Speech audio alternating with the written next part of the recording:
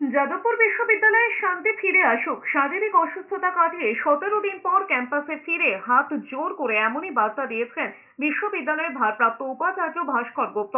সোমবার সকালে 10:50 নাগাদ বিশ্ববিদ্যালয়ে ঢোকেন অন্তর্বর্তীকালীন উপাচার্য ভাস্কর গুপ্ত।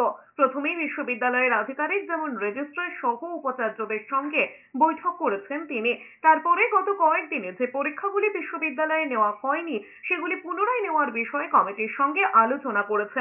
তারপর এই সাংবাদিক বৈঠক করে তিনি একটি ইস্যু ধরে জানিয়েছেন, ক্যাম্পাসে পুলিশ আউটপোস্ট বসানো নিয়ে একটি প্রস্তাব এসেছে।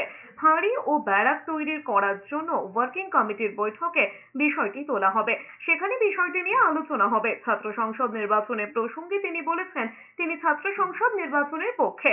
সরকারকেও বিষয়টি বারংবার জানানো হয়েছে, সম্পূর্ণরূপে ছাত্র ভোট হওয়া উচিত।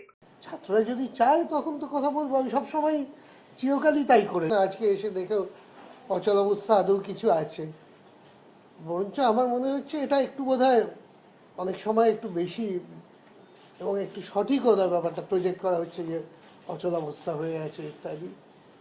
আজকে তো ছাত্ররা পরীক্ষা দিচ্ছে, আমি তো খবর নিয়েছি, সবই ক্লাসও করছে।